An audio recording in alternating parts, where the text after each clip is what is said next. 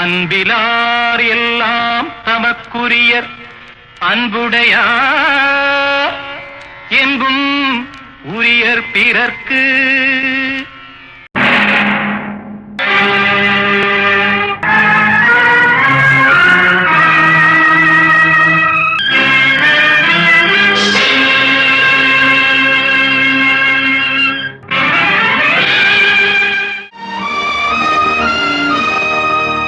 தென்னகமாம் இன்பத் திருநாட்டில் மேவியதோ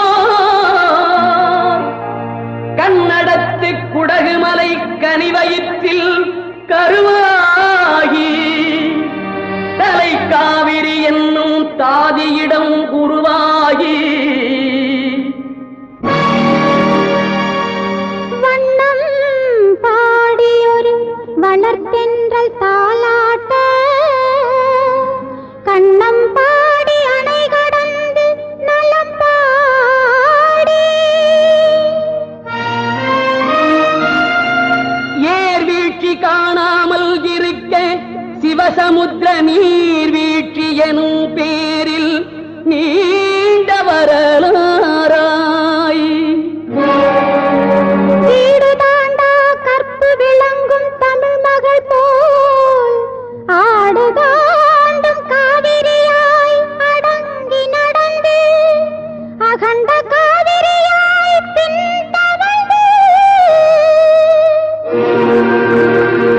கரிகாலன் பேர் வாழும் கல்லணையில் கொள்ளிடத்தில் காணும் இடமெல்லாம் தாவி பெருகி வந்து தஞ்சை வளநாட்டை தாயாகி காப்பவளாம் தனி கருணை காவிரி போல் செல்லும் இடமெல்லாம் சீர்பெருக்கி பேர் நிறுத்தி கல்லும் கனியாகும் கருணையால் எல்லோர்க்கும் பிள்ளையன நாளும் பேச வந்த கண்மணியே வள்ளலே எங்கள் வாழ்வு இதயக்கனி எங்கள் இதயக்கனி இதயக்கனி.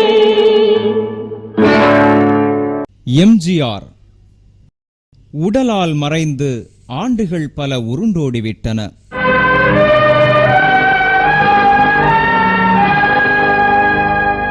இருந்தும் அந்த மூன்றெழுத்து மந்திரச் சொல்லுக்கு இன்னும் சக்தி இருக்கிறது. மூன்றெழுத்தில் என் மூச்சிருக்கும், அது முடிந்த பின்னாலும் பேச்சிருக்கும்.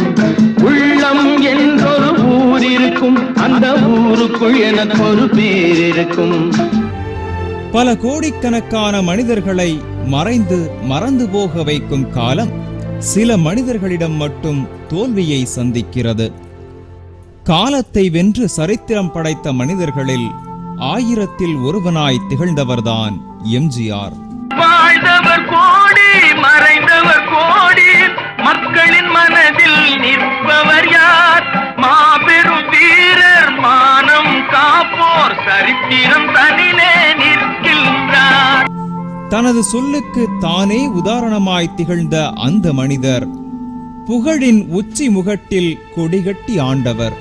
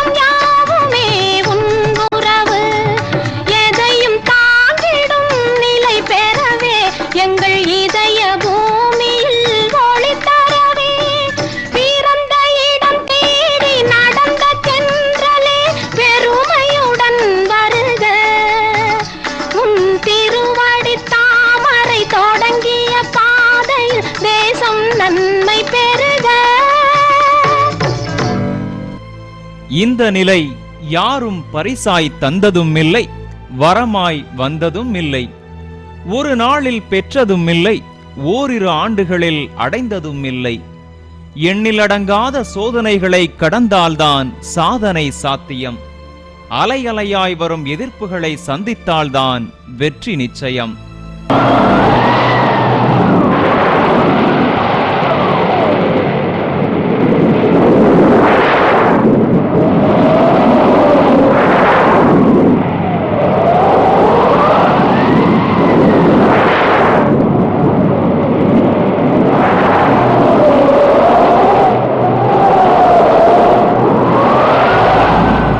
எழுபது ஆண்டுகள் 11 மாதம் 7 நாட்கள். இந்த வாழ்க்கை காலத்தில் எம்ஜிஆர் சந்தித்த சோதனைகள், சாதித்த சாதனைகள், எதிர்கொண்ட எதிர்ப்புகள், சூடிக்கொண்ட வெற்றி மாலைகள் எண்ணிலடங்காதவை. வெற்றி மீது வெற்றி வந்து என்னை சேரும், அதை வாங்கி தந்த பெருமை எல்லாம் உன்னை சேரும். வெற்றி மீது வெற்றி வந்து என்னை சேரும், அதை வாங்கி தந்த பெருமை எல்லாம் உன்னை சேரும். அந்த வெற்றி பயணத்தின் சில மைல்கற்களை அடையாளம் காட்டுவதுதான் எம்ஜிஆர் ஒரு சகாப்தம். வாருங்கள், சகாப்தம் படைத்தவரோடு பயணம் செய்வோம்.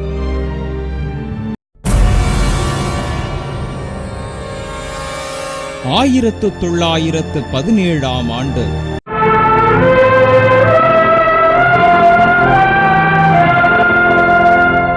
முதல் உலகப் போரின் இறுதிக் கட்டத்தில் வாழ்வா சாவா என்று மூச்சு திணறிக் கொண்டிருந்தது உலகம். அந்த ஆண்டின் தொடக்கத்தில் ஜனவரி 17ஆம் நாள் இலங்கையின் கண்டியில் கடைக்குட்டியாய் ஒரு ஆண் குழந்தையை பெற்றெடுத்தார் அன்னை சத்யபாமா. கேரளத்திலிருந்து இடம்பெயர்ந்து கண்டியில் வாழ்ந்த மேனக்க கோபாலகிருஷ்ணன் சத்யபாமா தம்பதியினருக்கு முன்பே 4 பிள்ளைகள். காமாட்சி, பாலகிருஷ்ணன், சுமித்ரா, சக்கரபாணி இவர்களைத் தொடர்ந்து 5ஆவதாய் பிறந்தவர்தான் ராமச்சந்திரன் என்று பெயர் சூட்டப்பட்ட எம்ஜிஆர். என் தாயினுடைய அரவணைப்பில் தான் நான் வளர வேண்டியிருந்தது. என் தந்தை மேஜிஸ்ட்ரேட்டாக இருந்தார், பிரின்சிபாலாக இருந்தார். பிரின்சிபாலாக இலங்கையிலே பணியாற்றும் பொழுது கண்டியிலே தான் நான். என்ன தொடர்பு? கேரளம் ஆயிற்று, தமிழ்நாடு ஆயிற்று, இலங்கை ஆயிற்று. தாயில்லாமல் நான் இல்லை, தானே எவரும் பிறந்ததில்லை. எனக்கொரு தாய் இருக்கின்றாள், என்றும் என்னை காக்கின்றாள். தாயில்லாமல் நான் இல்லை.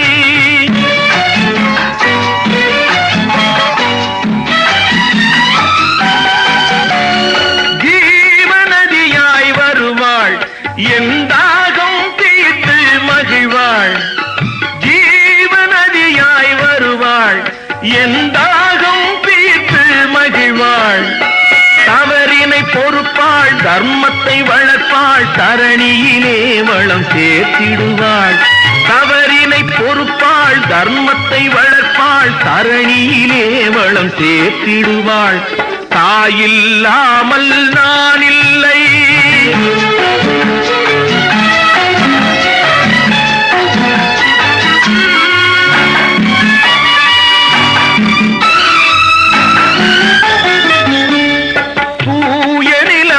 கிடப்பாள், தன் தோளில் என்னை சுமப்பாள். தூய நிலமாய் கிடப்பாள், தன் தோளில் என்னை சுமப்பாள். தன்மையில்லாமல் நான் மிதித்தாலும், தன்மையில்லாமல் நான் மிதித்தாலும் தாய்மையிலே மனம் கனிந்திடுவாள். தாயில்லாமல் நான் இல்லை.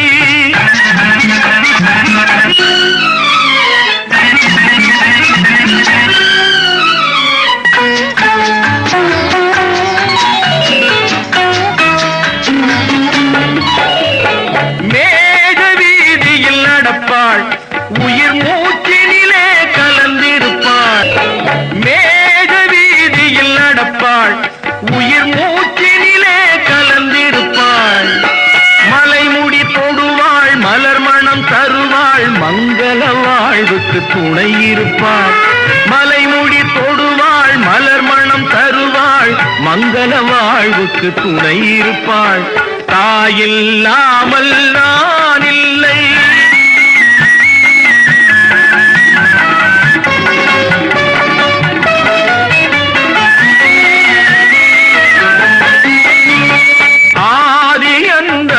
அவள்தான் நம்மை ஆளும் நீதியும் அவள்தான். ஆதி அந்தமும் அவள்தான் நம்மை ஆளும் நீதியும் அவள்தான். அகந்தையை அழிப்பாள், ஆற்றலை கொடுப்பாள். அவள்தான் அன்னை மகாசக்தி. அகந்தையை அழிப்பாள், ஆற்றலை கொடுப்பாள். அவள்தான் அன்னை மகாசக்தி. அந்த தாயில்லாமல் நான் இல்லை. தானே எவரும் பிறந்ததில்லை. எனக்கொரு தாய் இருக்கின்றாள், என்றும் என்னை காக்கின்றாள். தாயில்லா ஆண்டவராய் வணங்கப்படும் ஸ்ரீராமச்சந்திரமூர்த்தி அரசனின் மகனாய் பிறந்தும் வனவாசம் என்ற துன்பத்தை சுமந்தார். தமிழகத்தை 10 ஆண்டுகள் இடைவிடாது ஆண்டவரான எம்.ஜி. ராமச்சந்திரனும் 2½ வயதிலிருந்தே துன்பத்தை சுமந்தார். 2½ வயதில் தந்தையின் திடீர் மரணம். அதைத் தொடர்ந்து வறுமையின் கோரப்பிடியில் சிக்கி அண்ணன் சக்கரபாணி தவிர மற்ற உடன் பிறந்தோரையும் இழந்தார். என்னுடைய வரலாற்றை கேட்டுவிட்ட காரணத்தால் நேரம் இருந்தாலும் இல்லாவிட்டாலும் சொல்லிவிடுவது கடமை என்று அறிந்தேன். பகுதி பகுதியாக ஒளிபரப்பு. என்னுடைய 2½ வயதில் என் தந்தை இறந்து விட்டார். சரி. என் தந்தையும் தந்தைக்கு உயிரூட்டிய அறிவை தந்த பாட்டனாரும் சரி பெரும் லட்சாதிபதிகளாக இருந்தவர்கள். சரி. பெரும் பணக்காரர்கள். சரி. வசதியும் வாய்ப்போடும் இருந்தவர்கள். ஆனால் மருமக்கத்தாயம் என்ற காரணத்தால் கேரளத்தில் சரி குழந்தைகளுக்கு தனது தந்தையின் சொத்துக்கள் இல்லை என்ற காரணத்தால் மாமாவின் சொத்துக்கள் நாங்கள் அனாதைகளாக்கப்பட்டோம். சரி. 2½ வயதிலேயே பேரிழப்புகளை தாங்கிப் பழகியது எம்.ஜி.ஆரின் பிஞ்சு மனம். உலகத்தின் தூக்கம் கலையாதோ,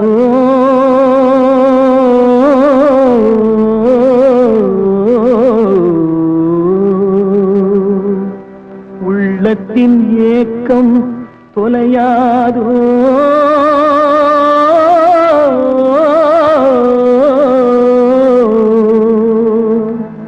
உழைப்பவர் வாழ்க்கை மலராதோ.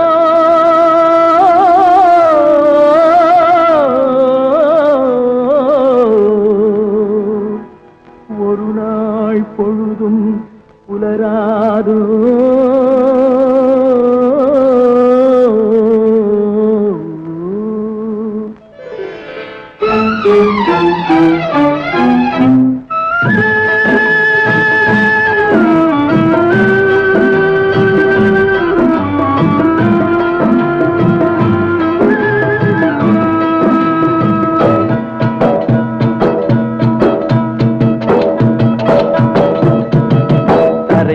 பிறக்க வைத்தான், எங்களை தண்ணீரில் பிழைக்க வைத்தான்.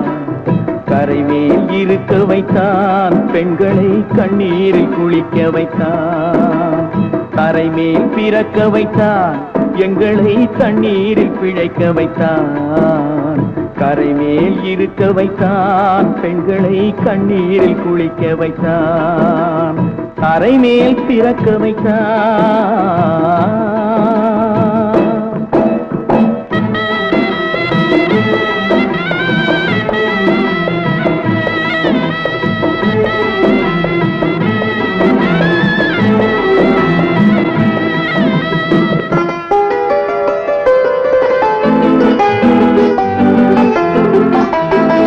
கட்டிய மனைவி தொட்டில் பிள்ளை உறவை கொடுத்தவர் அங்கே.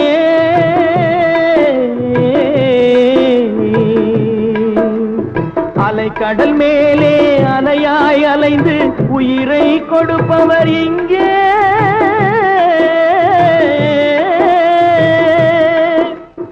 வெள்ளி நிலாவே விளக்காய் எரியும் கடல் தான் எங்கள் வீடு.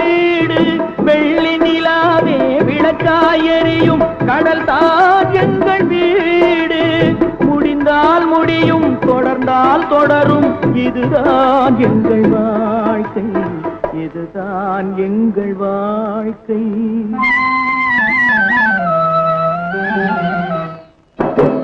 தரைமே பிறக்க வைத்தான், எங்களை கண்ணீரில் பிழைக்க வைத்தான். கரை மேல் இருக்க வைத்தான், பெண்களை கண்ணீரில் குளிக்க வைத்தான்.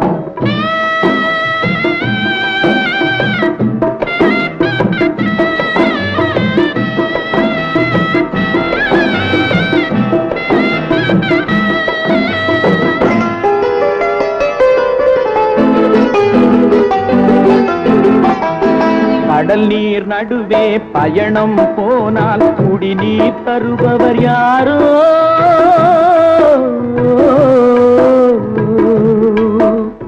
தனியாய் வந்தோர் துணிவை தவிர துணையாய் வருபவர் யாரோ?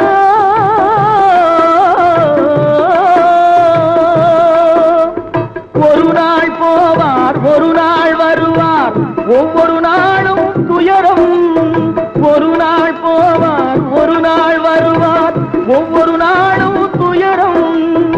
ஒரு ஜான் மயிரை வளர்ப்பவர் உயிரை ஊரார் நினைப்பது சுலபம், ஊரார் நினைப்பது சுலபம்.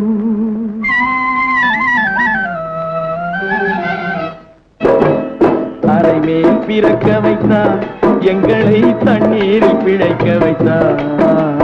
கரை மேல் இருக்க வைத்தார், பெண்களை கண்ணீரில் குளிக்க வைத்தார். தரை மேல் பிறக்க வைத்தார்.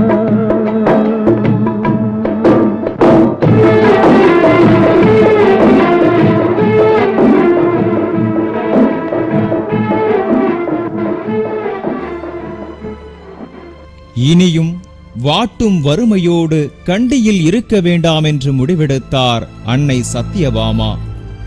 கோயில் குளங்களின் வரலாற்று ஆவணமாய் திகழும் கும்பகோணத்தில் 2 குழந்தைகளோடு கால் பதித்தார் அன்னை.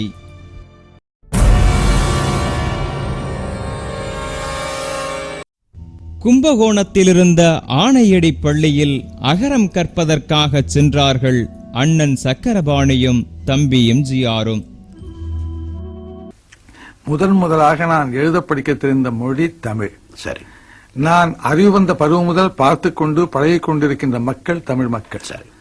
என் உடம்பிலே இத்தனை ஆண்டுகளாக குருதி வளர்ந்திருக்கிறது, சூடேறிக் கொண்டிருக்கிறது, சூடு தனியாமல் இருக்கிறது என்றால் நான் வளர்ந்திருக்கிறேன், வாய்ப்பு பெற்றிருக்கிறேன் என்றால் தமிழ் கூறும் நல்லுலகம் தந்த வாய்ப்பாகும்.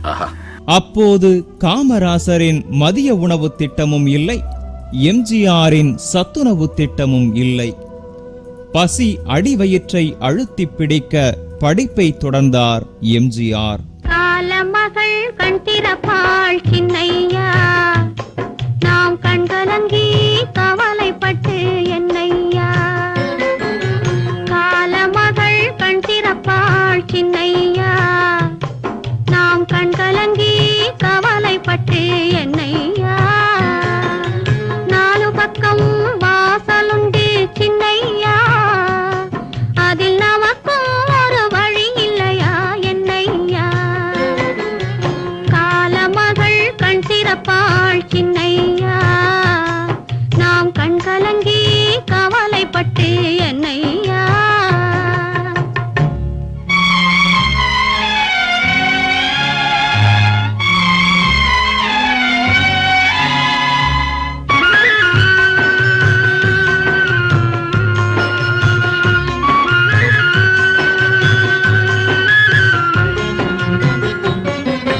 சின்ன சின்ன துன்பமெல்லாம்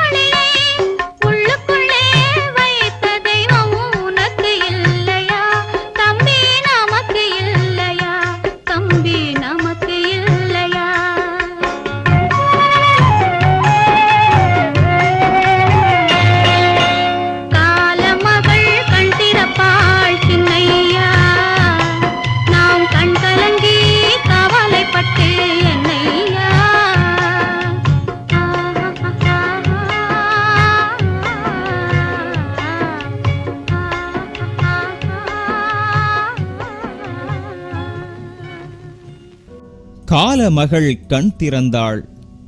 3ஆம் வகுப்பு படித்துக் கொண்டிருந்த போது எதிர்பாராமல் எம்ஜிஆரை தேடி வந்தது ஒரு வாய்ப்பு. பள்ளிக்கூட விழாவில் லவகுசா நாடகத்தில் நடிக்கும் வாய்ப்புதான் அது. 8 வயதில் ஸ்ரீராமச்சந்திரமூர்த்தியின் மகனாக குசன் வேடத்தில் மேடை ஏறினார் எம்.ஜி. ராமச்சந்திரன். அரங்கேற்றத்திலேயே அனைவரையும் அசர வைத்தார். வறுமை திறமையை கொன்றுவிடாது என்பதை தன் நடிப்பால் மெய்ப்பித்தார். நாலா பக்கத்திலிருந்தும் வாழ்த்துக்கள் குவிந்தன. வாழ்த்து வயிற்றை நிரப்புமா என்ன? இல்ல கண்ணே, சாப்பிட்டேன்.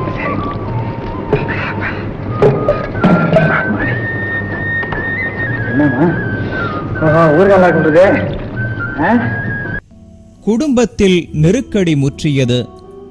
பிள்ளைகளை வேலைக்கு அனுப்புவது என்று கண்ணீரோடு முடிவெடுத்தார் அன்னை. எத்தனை நாளைக்கு தான் இப்படி அறவேற்கு அல்வயிறு கஞ்சி குடிக்கிறது? எந்த வேலைக்கு அனுப்பலாம் என்று கும்பகோணம் வேலு நாயரிடம் யோசனை கேட்டார். 2½ வயதிலே தந்தை இழந்தேன். அதற்கு பிறகு 4-5 வயதிற்குள்ளேயே நான் தமிழகத்திற்கு வந்து விட்டேன். என்னை வளர்த்த வேலுநாயர் என்பவர் அங்கே போலீஸ் இலாக்காவிலே போலீஸ்காரர் பணியாற்றிய காரணத்தால் அவர் ஆதரவிலே நாங்கள் வளர வேண்டியிருந்தது. சார், சின்னவன் நன்றாக நடிக்கிறான், மதுரை ஒரிஜினல் பாய்ஸ் நாடக கம்பெனியில் சேர்த்து விடலாம் என்றார் வேலுநாயர். பிள்ளைகளை விட்டு பிரிவதா என்று பெற்ற மனம் வருந்தினாலும் வறுமைக்கு 3 குழந்தைகளை பறிகொடுத்த அந்த தாய் கனத்த இதயத்தோடு நாடக கம்பெனிக்கு அனுப்பி வைத்தார்.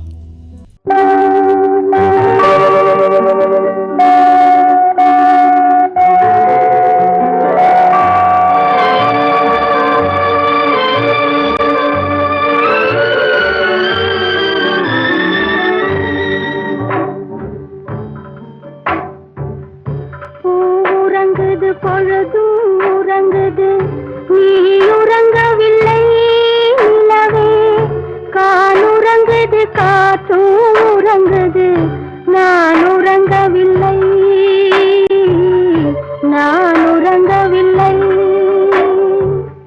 பூ உறங்குது, பொழுது உறங்குது, நீ உறங்கவில்லை நிலவே.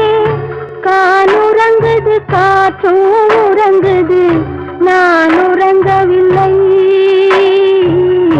நான் உறங்கவில்லை.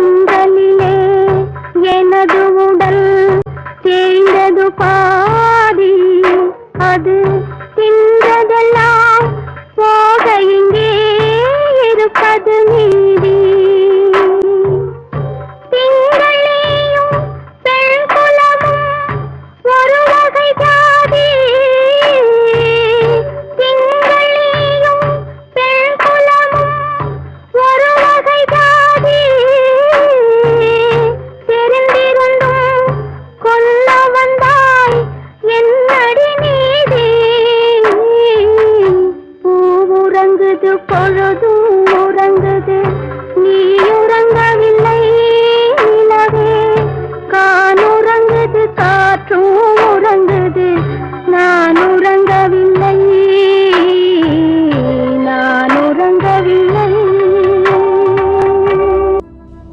நாடக கம்பெனியில் ராப்பகலாய் பயிற்சி.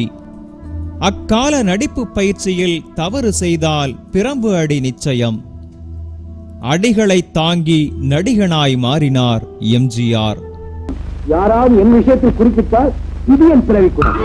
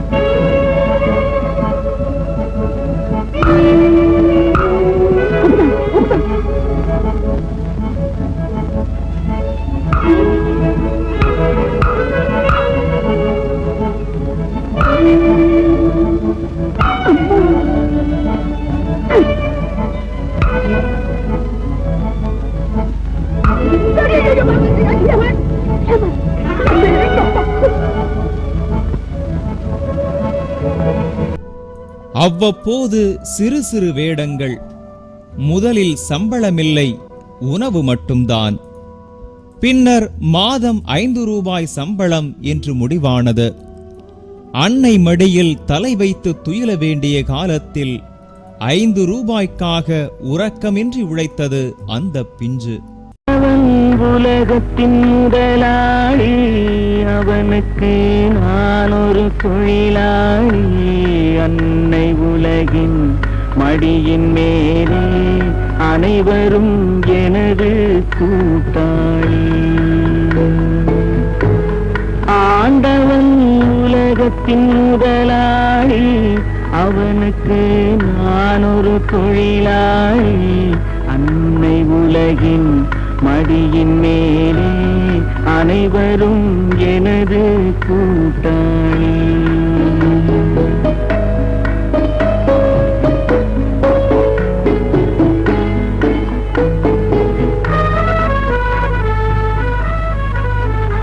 அறவயிறு கஞ்சி கிடைக்கும் போதே இந்த திமிரு, முழு சாப்பாடு கிடைச்சிட்டா. இருப்பதை கொண்டு சிறப்புடன் வாழும் இலக்கணம் படித்தவன் தொழிலாளி. இருப்பதை கொண்டு சிறப்புடன் வாழும் இலக்கணம் படித்தவன் தொழிலாளி. ஊருக்கு போன்ற தன் கரத்தையே நம்பி ஓங்கி நிற்பவன் தொழிலாளி.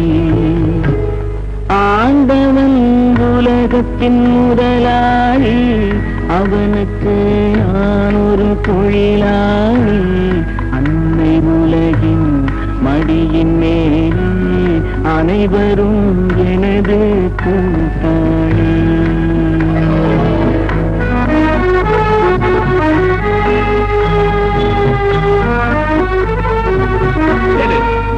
கை கொண்டு இழுத்தா விட்டு போதாது, கை கால் முடியும்படியா கல்லுடைக்க வைக்கணும்.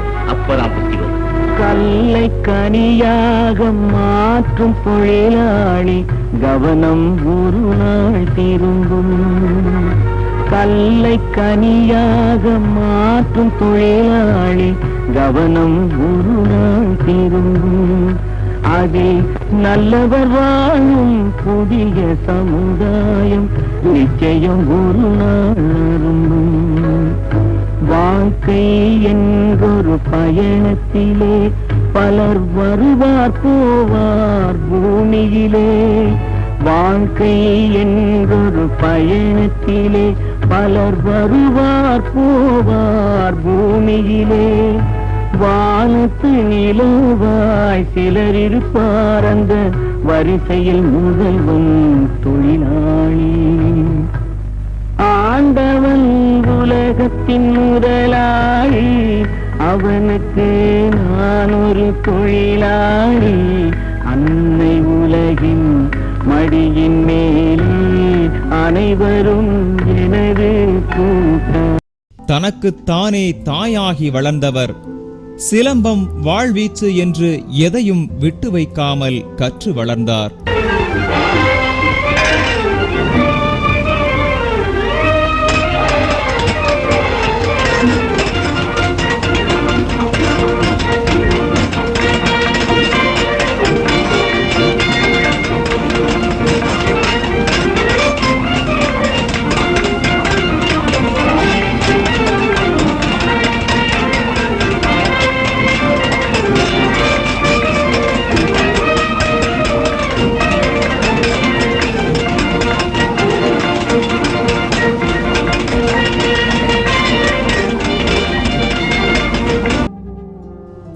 இளைஞனாகி மனோகரா நாடகத்தில் கதாநாயகனாய் உயர்ந்தார்.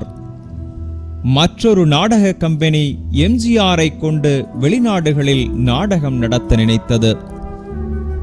ஒரிஜினல் பாய்ஸ் நாடக கம்பெனியோ முடியாது என்று மறுத்தது. இதை அறிந்த தாய் சத்யபாமா மகன்கள் இருவரையும் அழைத்து வரச் சென்றார். முடிந்தால் அழைத்துப் போ என்றார் பாய்ஸ் கம்பெனி முதலாளி. உன்னால் முடிந்ததைப் பார் என்று அழைத்து வந்தார் சத்தியத்தாய்.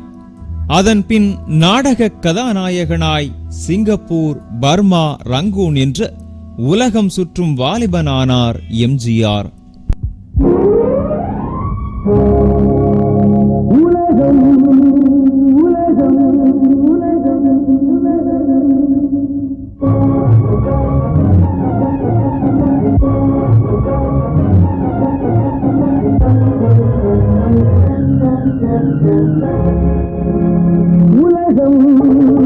அழகு கலைகளின் சுரங்கம், பருவத்திலைகளின் அரங்கம், காலமே ஓடிவார், காதலே தேடிவார்.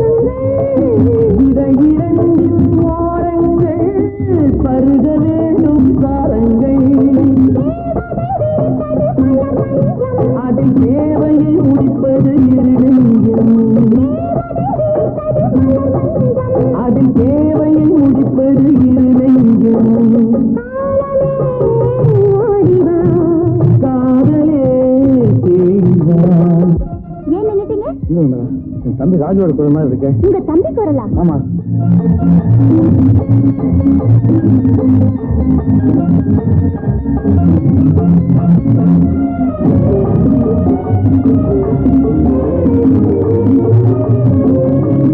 உலகம் அழகு கலைகளின் சுரங்கம்,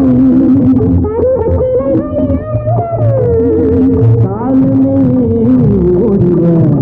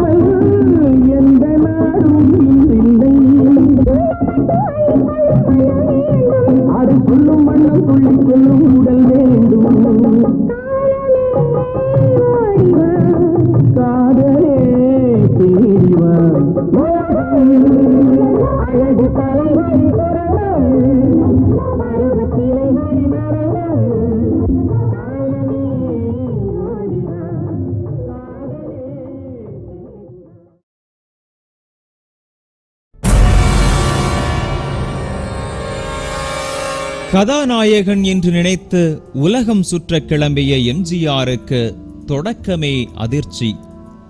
ராஜாம்பாள் நாடகத்தில் கதாநாயகி வேடம் என்றது நாடக கம்பெனி.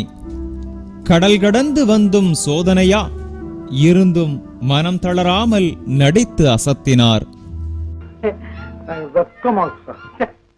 சும்மா சொல்லப்பா, என்னமோ ஒரு பக்கம் பாக்குறா, ஒரு கண்ணு சாய்க்கிறா, அவ உதட்ட கடிச்சுக்கிட்டு மெதுவாக சிரிக்கிறா சிரிக்கிறா சிரிக்கிறா. ஒரு பக்கம் பாக்குறா, ஒரு கண்ணு சாய்க்கிறா, அவ உதட்ட கடிச்சுக்கிட்டு மெதுவாக சிரிக்கிறா சிரிக்கிறா சிரிக்கிறா.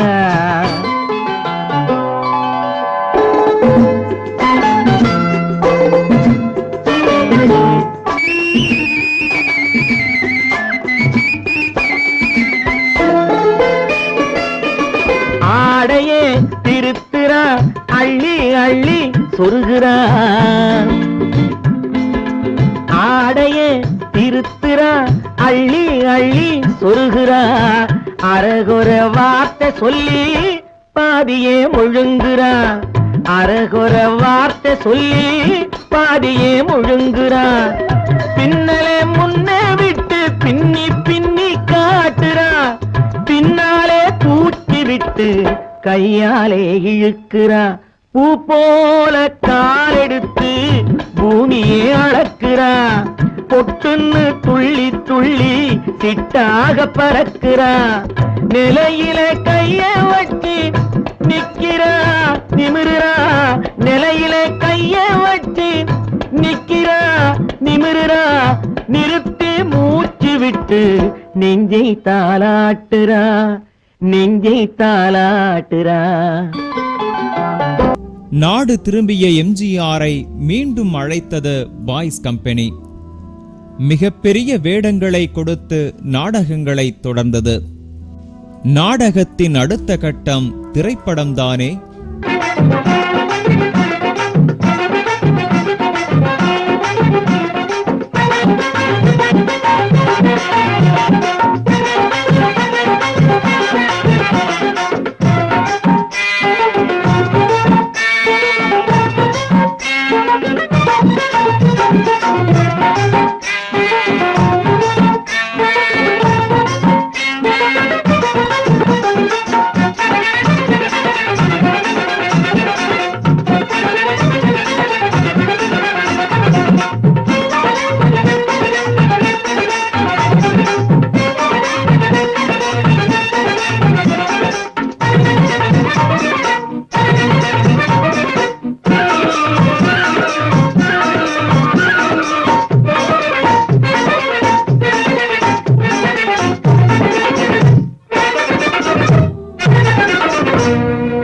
திரைப்பட வாய்ப்பும் வந்தது. படத்தின் பெயர் சதி லீலாவதி. எஸ். வாசனின் கதையில் உருவான இந்த படத்திற்கு வசனம் எழுதிய கந்தசாமி முதலியார் எம்ஜிஆரை சிபாரிசு செய்ய இயக்குனர் எல்லிஸ் ஆர் டங்கன் சட்டென்று ஒத்துக்கொண்டார். சதி லீலாவதியில் எம்ஜிஆருக்கு இன்ஸ்பெக்டர் வேடம். மக்கள் திலகமாய் புகழ்பெற்ற பிற்காலத்தில் போலீஸ் அதிகாரி வேடத்தில் கடமை தவறாத வீரராய் காவியம் படைத்தவர் அவர். அவன் மாட்டிக்கிட்டு நீ போ.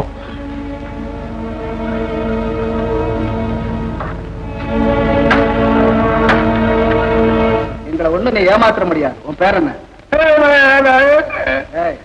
மரியாதையா கேட்கிற கேள்விக்கு பதில் சொல்லு. உன் பேர் என்ன? சொல்லியே இல்லையா? வயசர நாக்க துண்டாக்கி இருக்காங்க. ஓஹோ, பிடிபட்டா எங்க இவன் தங்களுடைய ரகசியங்களை எல்லாம் சொல்லிடுவானு பயந்து முன்யோசனையோட இவனை ஊமையாக்கியிருக்காங்க. இதுல இருந்து அவங்க எதையும் திட்டம் போட்டு செய்யற புத்திசாலிங்கன்னு தெரியும். சரி, இவன் லாக்கப்ல வைக்க. உன்னாட்போ இவனை லாக்கப்ல வை.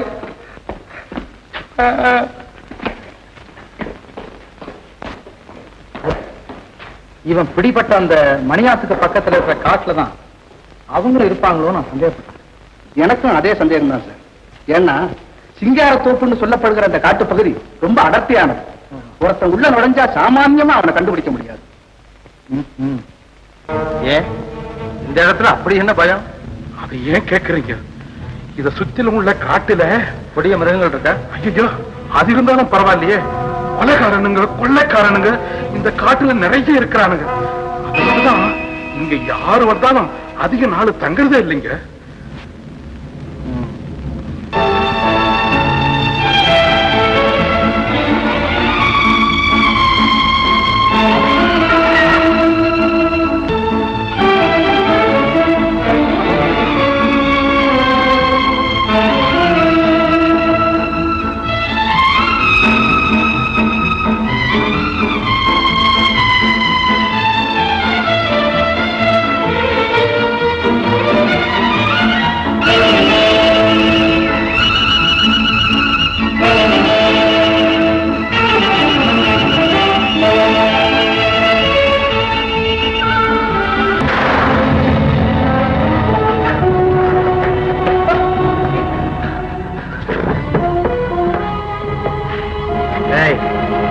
தப்பிச்சுக்கலாம் நினைக்காத, ஜாக்கிரதை.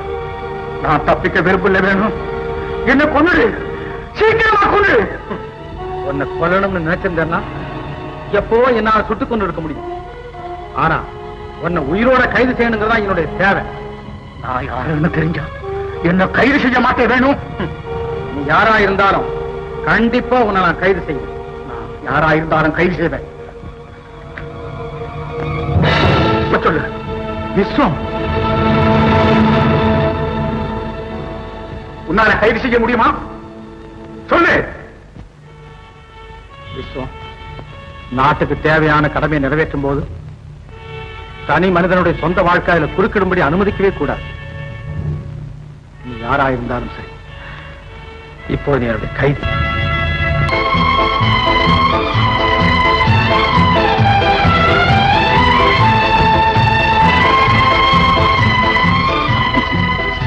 அது கடமைக்காக எனக்கு கிடைச்ச பரிசு. இது உரிமைக்காக உனக்கு கிடைக்கிற பரிசு. இது எல்லாத்தையும் எனக்கு கிடைச்ச பெரிய பரிசு நீங்கதான். இருந்தும் தான் அறிமுகமான சதி லீலாவதியில் இன்ஸ்பெக்டர் வேடத்தை மகிழ்ச்சியாக ஏற்கவில்லை அவரது மனம். அப்போதுதான் பழைய நாடக நண்பர் கேசவனை சந்தித்தார். இரு சகோதரர்கள் படத்தில் வில்லன் வேடம் வாங்கித் தருவதாக அவர் சொல்ல மகிழ்ச்சியில் துள்ளினார் எம்ஜிஆர்.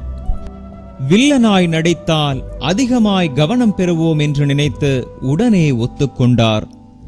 பிற்காலத்தில் நிகரற்ற கதாநாயகனாய் திகழ்ந்தவர் வில்லன் வேடத்தை விரும்பியதும் வினோதம்தான்.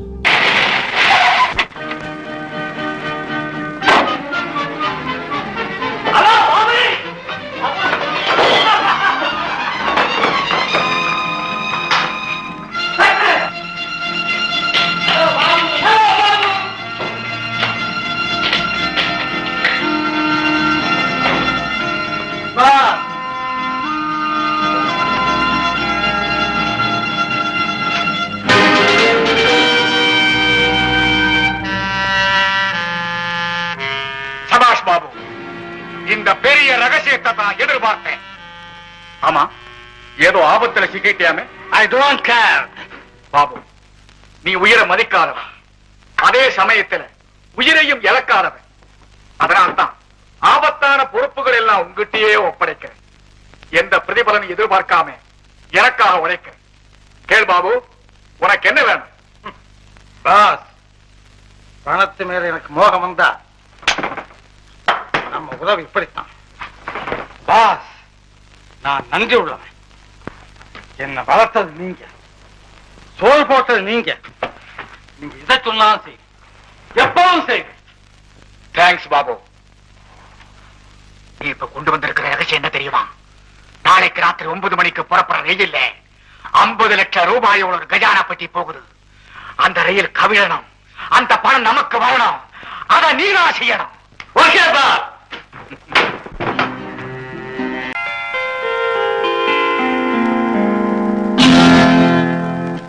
உன் விழியும் என் வாழும் சந்தித்தால் சந்தித்தால் உன் விழியும் என் வாழும் சந்தித்தால் உனை வெல்லும் மனம் துள்ளும் இன்பத்தால் உனை வெல்லும் மனம் துள்ளும் இன்பத்தால் உன் விழியும் என் வாழும் சந்தித்தால் கொடியும் கனியும் இதழும் அதுவும் எதுவும் எனதாக அழகு சிலையின் உரிமை தலைவன் நானே என்றாக கொடியும் கனியும் இதழும் மதுவும் எதுவும் எனதாக அழகு சிலையின் உரிமை தலைவன் நானே என்றாக உன் விழியும் என் வாழும் சந்தித்தான்.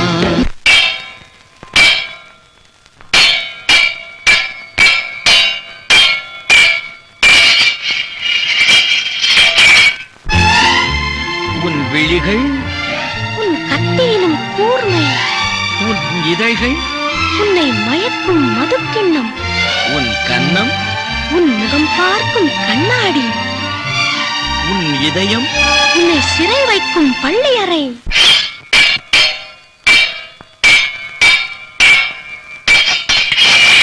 கத்திமுனை காயம் செய்யும், கண் பட்டால் மாயம் செய்யும். கத்திமுனை காயம் செய்யும், கண் பட்டால் மாயம் செய்யும். சித்தத்தில் தித்திக்கும் முத்தங்கள் எத்தனையோ தொட்டுச் சொல்லும் கன்னிப் பெண்ணை விட்டுச் சொல்லும் எண்ணம் என்ன? தொட்டுச் சொல்லும் கன்னிப் பெண்ணை விட்டுச் சொல்லும் எண்ணம் என்ன? காலம் எம்ஜிஆரை வில்லனாக அறிமுகப்படுத்த விரும்பவில்லை போலும்.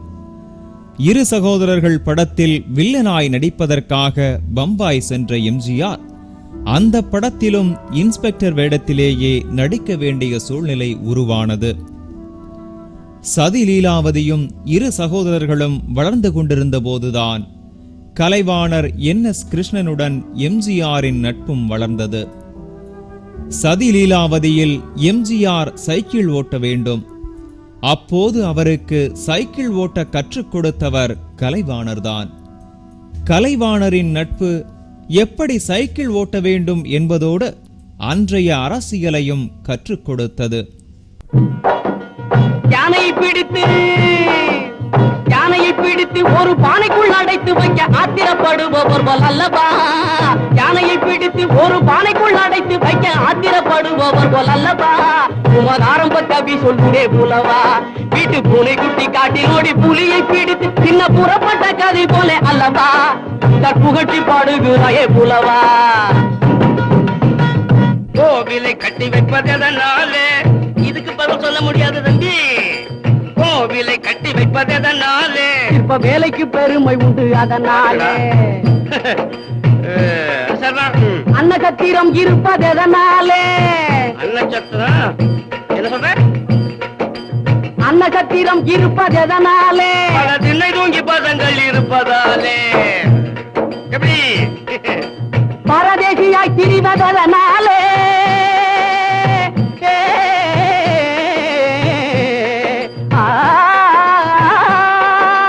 பரதேசியாய் திரிவதனாலே அவன் 10 வீட்டு சரி அவன் 10 வீட்டு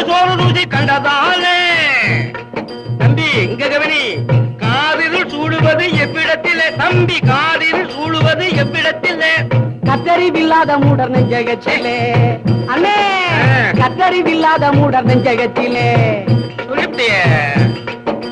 புகையும் நெருப்பில்லாமல் எரிவதது புகையும் நெருப்பு இல்லாமல் எப்படி எரியும் நான் சொல்லிடுமா சொல்லு புகையும் நெருப்பில்லாமல் எரிவதது பசித்து பாடும் மக்கள் பயிருகது பசித்து பாடும் மக்கள் பயிருகது உலகத்திலே பயங்கரமான ஆயுதம் எது இல்ல இல்ல இல்ல அது இல்லையா அப்புறம் பயங்கரமான ஆயுதம் அக்கினி திராவமோ அது ஆயுதம் இல்லையே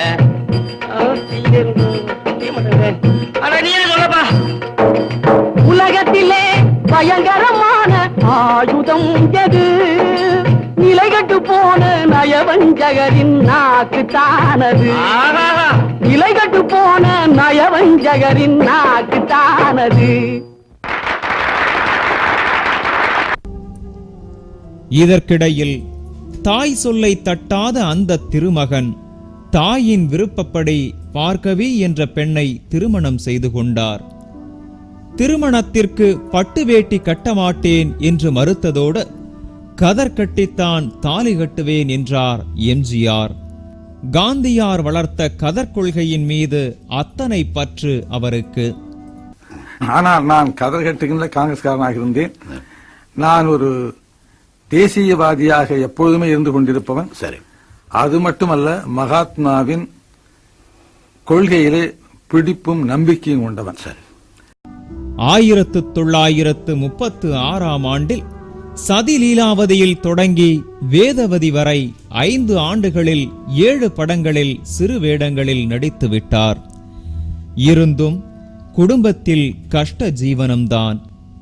வருமானம் போதாமல் இராணுவத்தில் சேர்ந்து விடுவதென்று முடிவெடுத்தார்.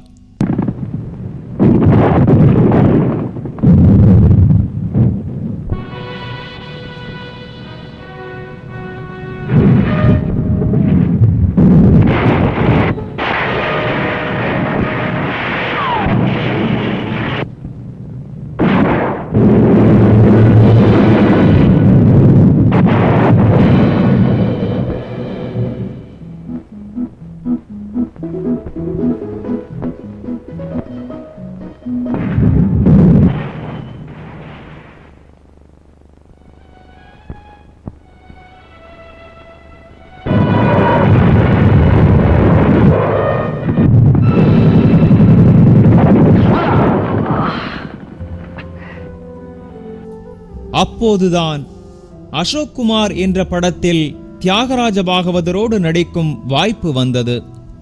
மாதச் சம்பளம் 350 ரூபாய்.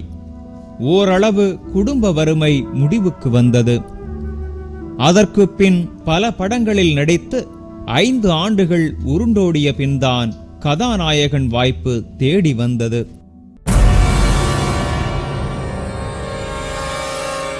நந்தலால் இயக்கத்தில் நாராயணன் கம்பெனி தயாரிக்கும் சாயா திரைப்படத்தில் ராமச்சந்திரன் கதாநாயகனாய் நடிக்கிறார் என்ற விளம்பரம் வெளியானது. படப்பிடிப்பும் தொடங்கியது. காலம் செய்த வஞ்சகமோ என்னவோ, மனைவி பார்கவி மாரடைப்பால் மறைந்துவிட்டார் என்ற செய்தி வந்தது. கதாநாயகன் வாய்ப்பை துறந்து மனைவியின் திருமுகம் காணச் சென்றார் எம்ஜிஆர். அவர் செல்வதற்கு முன்பே அனைத்தும் முடிந்திருந்தது.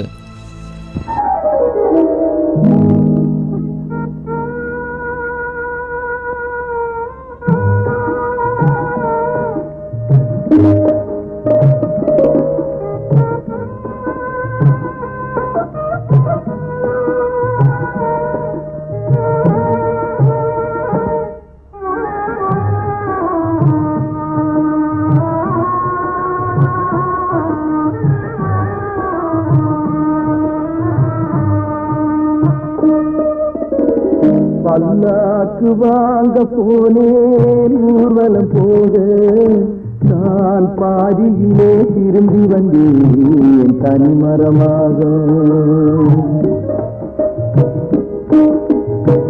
பல்லாக்கு வாங்க போனேன் ஊர்வலம் போக, நான் பாதியிலே திரும்பி வந்தேன் தனிமரமாக.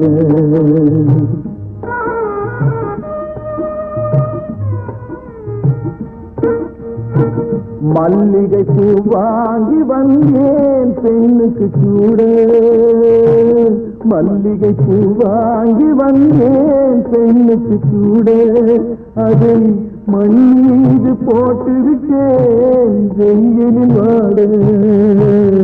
வெயிலில் வாட பல்லாக்கு வாங்க போனேன் ஊர்வலம் போக. நான் பாதியிலே திரும்பி வந்தேன் தனிமரமாக.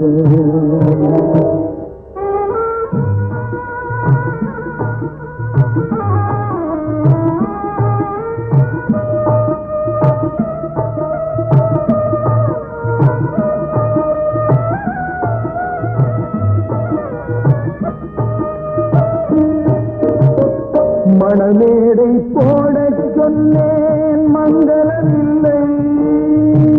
மணமகளை காண வந்தேன் குங்குமமில்லை.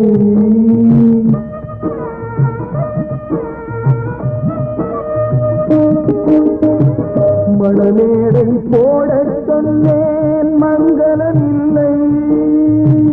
மணமகளை காண வந்தேன் குங்குமமில்லை. காதலுக்கே வாழ்ந்திருந்தேன் கற்பனை இல்லை. கல்யாணம் கொள்வது மட்டும் என் வசம் இல்லை. என் வசம் இல்லை. பல்ல போது நான் பாதியிலே திரும்பி வந்தேன் தனிமரமாக.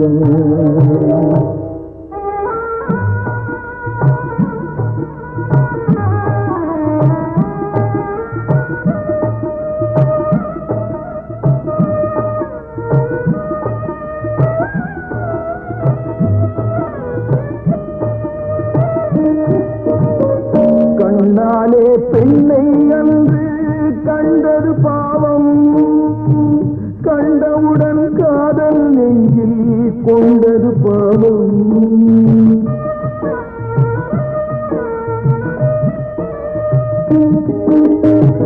கண்ணாலே பெண்ணை அன்று கண்டது பாவம்.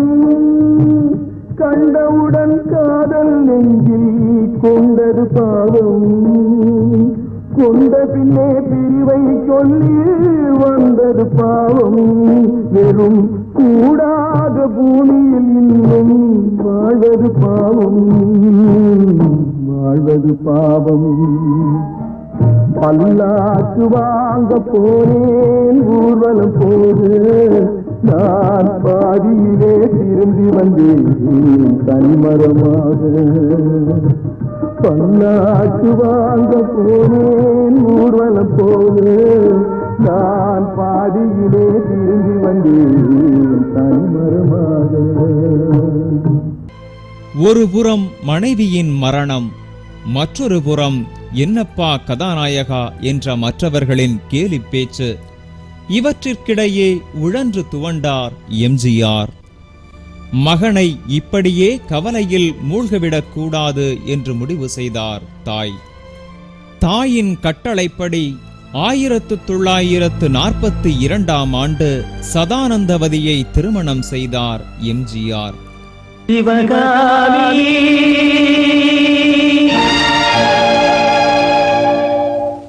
சிவகாமி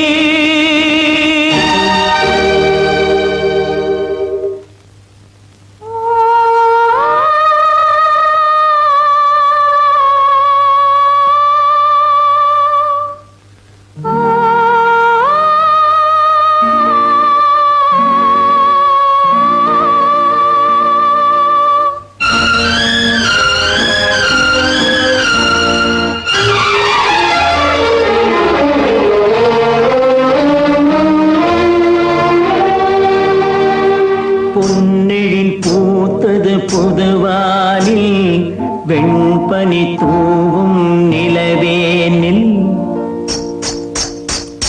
பொன்னெழில் பூத்தது புதுவானில் வெண்பனி தூவும் நிலவேனில்.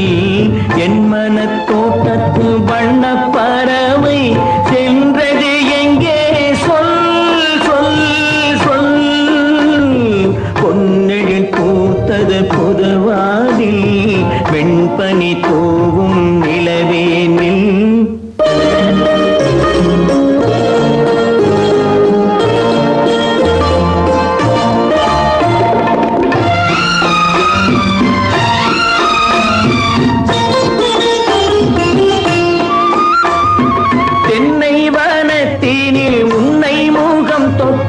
எண்ணத்தை சொன்னவன் வாடுகிறேன் எண்ணத்தை சொன்னவன் வாடுகிறேன் உன்னீரு கண்பட்டு புண்பட்ட நெஞ்சத்தில் உன் பட்டு கைப்பட பாடுகிறேன் பொன்னெழில் பூத்தது புதுவாகி பெண்பனி தூவும் நிலவேனில்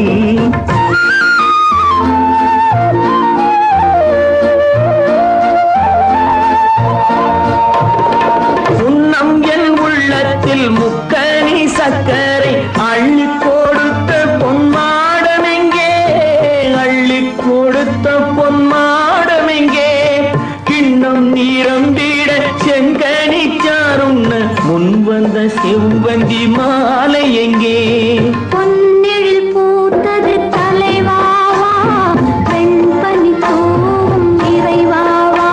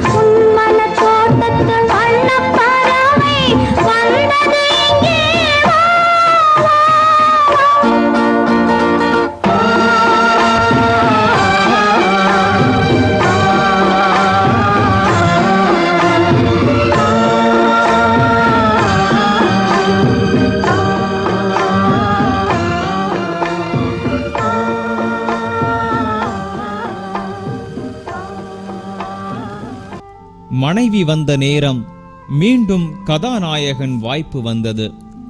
படத்தின் பெயர் மருத நாட்டு இளவரசி. இந்த படத்திற்கு வசனம் எழுத டிவி சாரி என்பவரை நியமித்திருந்தார்கள். அவரோ இதோ எழுதுகிறேன் அதோ தருகிறேன் என்று காலம் கடத்திக் கொண்டிருந்தார். இதனால் இந்த படமும் நின்றுவிடுமோ என்ற குழப்பம் உருவானது.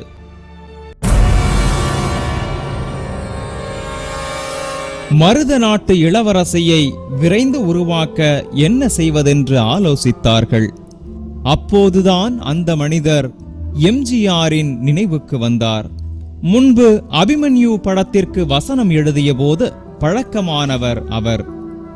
அவரை மு. கருணாநிதி என்று தயாரிப்பாளரிடம் முன்மொழிந்தார் எம்ஜிஆர். போர் போர் என்று எழுதுங்கள். போதும் உன் வாயால் வந்த வினை. குஞ்சு செய்த குற்றம் கோழியின் தலையில் விடிந்தது. ஏனப்பா ஏங்குகிறீர்கள்? எறும்பு கூட தன் பகையை எதிர்க்கிறதே. ராணி, நாட்டின் அமைதிக்காக நீ ரவுத்ரனை மணந்து கொள்ளத்தான் வேண்டும். அப்பா, எனக்காக நீ இந்த தியாகம் செய்யக்கூடாதா? தங்களுக்காக உயிர் தியாகம் செய்கிறேன். மானம் தியாகம் செய்யும் பொருள் அல்ல தந்தையே. ராணி, வெற்றி அவர்கள் பக்கம் என்றால் மானம் என்ன ஆவது? வெற்றி வீரர்களின் ரத்தம் நிர்ணயிக்க வேண்டிய முடிவு. அதை பற்றி இப்பொழுது ஏன் கவலை? வீரர்களின் பலமும் என் பலமும் எனக்கு தெரியும். உன் உபதேசம் வேண்டாம். அப்பா, தாங்களா இப்படி பேசுகிறீர்கள்? வேலும் வாழும் வாழ்க்கையில் தோழன் என்று கூறும் வம்சத்தில் பிறந்த தாங்களா இப்படி பேசுகிறீர்கள்? வெங்குடுமை சாக்காட்டில் விளையாடும் தோழங்கள் வெற்றி தோள்கள் என்று வீரப்பன் பாடும் பரம்பரையில் பிறந்த தாங்களா இப்படி பேசுகிறீர்கள்? ஈட்டியின் பாய்ச்சல் கண்டு இமை கொட்டியவன் கோழை, இதை ஹிருதய கீதமாக்கிக் கொண்ட தமிழனத்தில் பிறந்த தாங்களா இப்படி பேசுகிறீர்கள்? வெட்கம், இழிவு, நம் நாட்டு சரித்திரத்திற்கே இழிவு. களம்பல கண்ட கதிரவன் சிரிப்பான், வீரர்களை தாங்கிய இந்த பூமி சிரிக்கும். வேண்டாம், வீர வரலாற்றில் களங்கம் வேண்டாம். மரணத்துக்கு பயந்து மாற்றானுக்கு மகளை கப்பமாக அளித்தார் மணிபல்லவர் என்று மாநிலம் சிரிக்கும். அந்த மாசுபடிய வேண்டாம். வேண்டாம் ராணி, கண்போல் உன்னை காப்பாற்றி அந்த கரடியின் வாயில் தள்ள மாட்டேன். கொக்கரிக்கும் குறிஞ்சி நாடே பெண் கிடையாது. உன் கொட்டத்தை அடக்க போர். அபிமன்யு படத்தில் விதையாய் விழுந்த ஒரு சரித்திர நட்பு மருத நாட்டு இளவரசியில் வேர்விட்டு வளரத் தொடங்கியது. நட்பிற்கு மட்டுமல்ல, ஒரு உறவுக்கும் அறிமுகமாய் அமைந்தது மருத நாட்டு இளவரசி. பிற்காலத்தில் எம்ஜிஆருக்கு தோன்றா துணையாய் திகழ்ந்த ஜானகி ராமச்சந்திரன் VN ஜானகியாய் அவரோடு ஜோடி சேர்ந்ததும் இந்த படத்தில்தான்.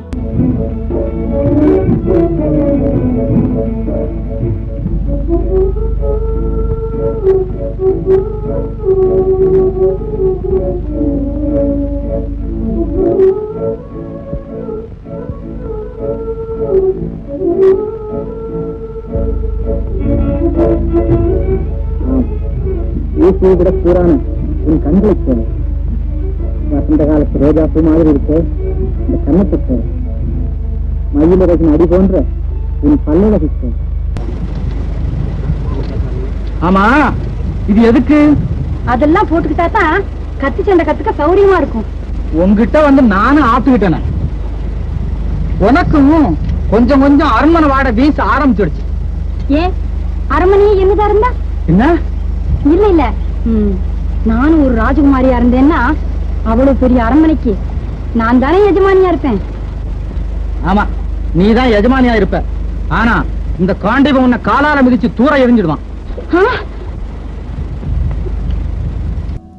மருத நாட்டு இளவரசி வளர்ந்து கொண்டிருக்கும் போதே கதாநாயகனாய் நடிக்க மற்றொரு வாய்ப்பு வந்தது.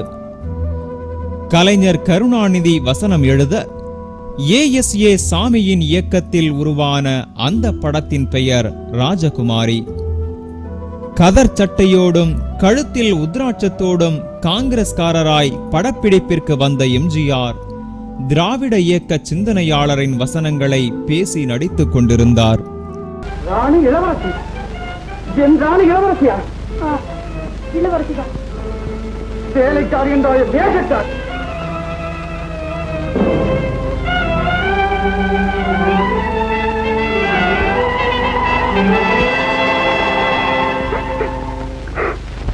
சண்டாளி, உன் கண்களில் பொங்குகிறதே அந்த காமம், உன் உதடுகளின் இடுக்கில் வழிகிறதே அந்த நஞ்சு.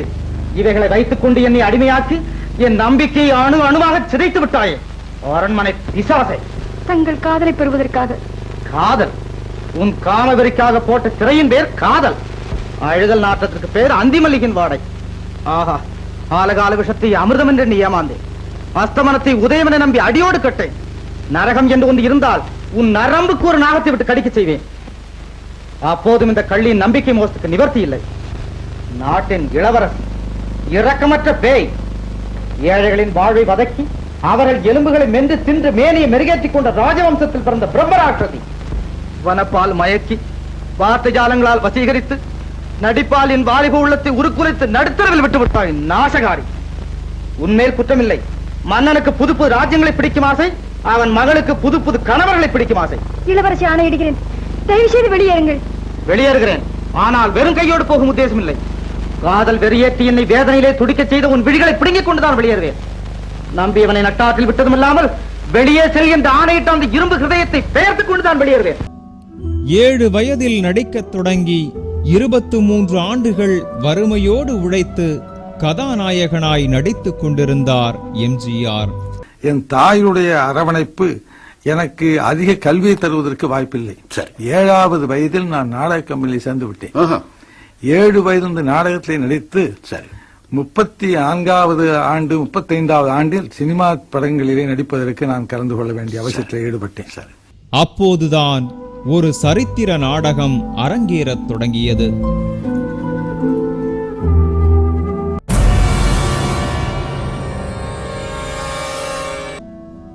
கதாநாயகனாய் நடித்துக் கொண்டிருந்த எம்ஜிஆருக்கு அண்ணா எழுதிய நாடகத்தில் நடிக்கும் வாய்ப்பு வந்தது. சிவாஜி கண்ட இந்து ராஜ்யம் என்பதுதான் நாடகத்தின் பெயர். பழம்பெரும் நடிகர் TV ராமசாமி இவர்தான் தங்களது நாடகத்தில் சிவாஜியாக நடிக்கிறார் என்று அண்ணாவிடம் எம்ஜிஆரை அறிமுகம் செய்து வைத்தார். அறிஞர் அண்ணாவின் எழுத்தில் திரைப்பட நடிகர் MG ராமச்சந்திரன் நடிக்கும் சிவாஜி கண்ட இந்து ராஜ்யம் என்ற விளம்பரம் வெளியானது. அண்ணா எழுதிய வசனங்களை படித்து பார்த்த எம்ஜிஆர் சில இடங்களில் மாற்றியமைத்தால் வாய்ப்பாக இருக்கும் என்றார். அண்ணாவிற்கோ மாற்றியமைக்க நேரமில்லை. ASA சாமி என்பவர் சில வசனங்களை மாற்றியமைத்துக் கொண்டிருந்தார். அப்போதுதான் அண்ணன் சக்கரபாணியிடமிருந்து அந்த எச்சரிக்கை மணி ஒலித்தது. அண்ணா மிகப்பெரிய அறிஞர். அறிந்தோ அறியாமலோ அவரது எழுத்தை மற்றொருவர் மாற்றியமைக்கும் நிலையை உருவாக்கிவிட்டாய். இந்த நாடகத்திலிருந்து தற்போதைக்கு நீ விலகிக் கொள்வதுதான் நல்லது என்றார் அண்ணன் சக்கரபாணி. அண்ணனின் சொற்படி அண்ணாவிற்கு மதிப்பளிக்கும் விதமாக சிவாஜி கண்ட இந்து ராஜ்யத்திலிருந்து விடைபெற்றார் எம்ஜிஆர். அதைத் தொடர்ந்து காஞ்சிபுரம் திராவிட நாடு அலுவலகத்தில் தங்கியிருந்த VC கணேசன் என்ற நடிகர் சிவாஜியாய் நடித்தார். அதோ தோர்னா கொட்டிய முரசும் கூவிய படையும் எட்டிய பரியும் எழுந்து நடந்து கோட்டை மதலை சுற்றி வளைத்து வேட்டையாடி வெற்றி படைத்து வாழ்க சிவாஜி வாழ்க வந்து வாழ்த்துறை கூறி வணங்கிய போது ஓவென்று எதிரொலித்ததே இந்த கோட்டைதான். அதோ புரந்தர். போகாதீர்கள், படைபலம் அதிகம், கோட்டை முன்னால் தடைகளும் அதிகம். ஒற்றன் தடுத்தான் ஒரு நாள் என்னை. இழுப்பொடிந்தோரலாம் இல்லத்தில் இருங்கள், கோழைகள் விலக வீரர்கள் வரட்டும். ஏறு முன் நேரு என எக்காலமிட்டு பகைவர் தலைகளை கரியென கொய்து முரசும் ஒலித்து நான் முழக்கிய கோட்டை இதுதான் புரந்தர், இதுதான். அதோ ராஜகிரி. ஆடுவார் ஆட்டமும் பாடுவார் வாட்டுமாய் அந்நியர் கழித்திருக்க யாரது மண்ணிலே யாரது நாடகம் பார்ப்போம் என்று நான் படையெடுக்க என்னடா முடியும் உன்னால் என்று என் எதிரிகள் கொக்கரிக்க இதுவும் முடியும் இன்னமும் முடியும் என்று நான் வாழெடுக்க கட்டையர் கூட்டம் உள்ளம் கலங்க மராட்டிய மண்டல மக்கள் கழிக்க நான் கட்டி காத்த கோட்டை இதுதான். அந்த நாடகத்தை பார்த்த பெரியார், இன்று முதல் நீ VC கணேசன் அல்ல சிவாஜி கணேசன் என்று புகழாரம் சூட்டினார். சிவாஜியாய் மாறியிருக்க வேண்டிய எம்ஜிஆர் எம்ஜிஆராகவே இருக்க VC கணேசனோ சிவாஜியாக மாறினார்.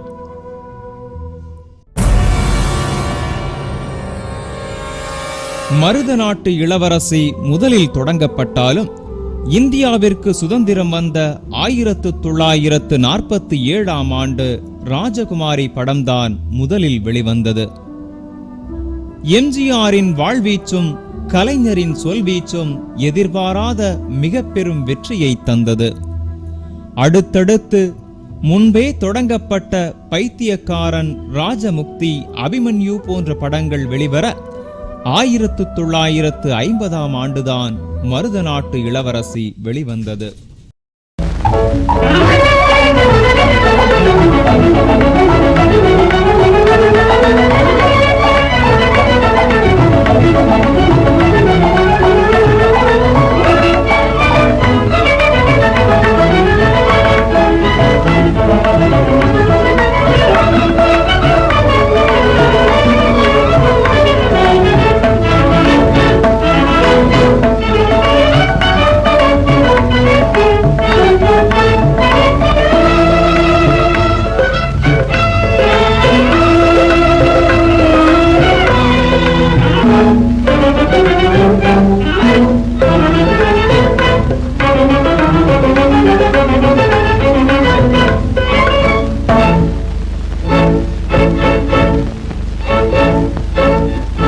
குறிஞ்சி நாட்டு மன்னனுக்கு 2 மனைவிகள், 2 பேருமே கர்ப்பவதிகள். இளைய மனைவியின் கர்ப்பத்தை கலைக்க முதல் மனைவி சதி செய்தாள் என்று சந்தேகப்படுகிறார் மன்னர். போனமுன் கும்மாளம், அங்கே நாச வேலை நடத்திவிட்டு அதை மறைக்க இங்கே நடனம். என்ன? சிங்காரியின் வாழ்வை சிதைக்க நீ போட்டாய திட்டம், அது செத்து விட்டது தெரியுமா? சண்டாளி திட்டமா? என்ன? ஆஹா, என்ன நடிப்பு! அக்கிரமக்காரி, உன்னை அக்னியில் கொள்ளி பசுகினாலும் போதாது. அரசே, கோபம் நீதியை மறைத்து விடும். நிதானமாக. நிதானம்? அன்பாந்தரே, நீரகலம் அந்த நீலியை. மகாராணி, இளையராணி கர்ப்பமுற்றிருப்பதில் தங்களுக்கு பொறாமை, அந்த குழந்தை ராஜ்யத்தில் பங்கு கேட்குமே என்ற பயம். இதன் காரணமாய் இளையராணிக்கு அனுப்பப்பட்ட மருந்தில் தாங்கள் விஷம் கலந்து விட்டீர்கள். இது இளையராணியின் குற்றச்சாட்டு. இதை நம்புகிறீர்களா? நன்றாக நம்புகிறேன். சித்ரா, சிங்காரியை மட்டுமல்ல, உன் சுயநலத்திற்காக என்னை கூட கொலை செய்வாய். அக்கிரமமான கட்டுக்கதை. நான் நிரபராதி. என் நெஞ்சை பிளக்காதீர்கள். பூர்ண கர்ப்பவதி, கர்ப்பவதி. சிங்காரியும் கர்ப்பவதிதான். நீதி விசாரணைக்கு உத்தரவிடப்படுகிறது. மகாராஜா, விஷய விளக்கத்திற்கு பாதி திருப்பி இருவரையும் விசாரிக்க வேண்டும். வீண் நம்பிக்கை. குறிஞ்சி நாட்டு கொத்தவர் அவசரப்பட்டான் என்று அவச்சொல் வேண்டாம். நீதிமன்றத்திற்கு நீங்க ஏற்பாடு செய்யும். இளைய மனைவியின் அண்ணன் துர்ஜயன் தனது திட்டம் தோற்றுவிடும் என்று மகாராணியை கொல்ல முடிவு செய்கிறான். காரியம் கட்டுவிட்டது. எதிர்பார்த்தது நடக்கவில்லை. நாளைய நீதிமன்றத்தில் நமது சூழ்ச்சிகள் அம்பலமாய்விடும். இந்த துர்ஜயனின் ஏகபோக அதிகாரத்திற்கு சமாதி அமைக்கப்பட்டுவிடும். இந்த தரணியை என் தங்கையின் மகன் ஆள வேண்டும் என்ற ஆசை அழிக்கப்பட்டுவிடும். இதிலிருந்து நாம் மீள வேண்டுமானால் மகாராணி மாள வேண்டும். இதை அறிந்த அமைச்சரின் ஆலோசனைப்படி அரண்மனையை விட்டு நிறைமாத கர்ப்பிணியாய் வெளியேறுகிறார் மகாராணி. இளவரசனாய் அரண்மனையில் பிறக்க வேண்டிய எம்ஜிஆர் ஒரு குடிசையில் பிறந்து வளர்கிறார்.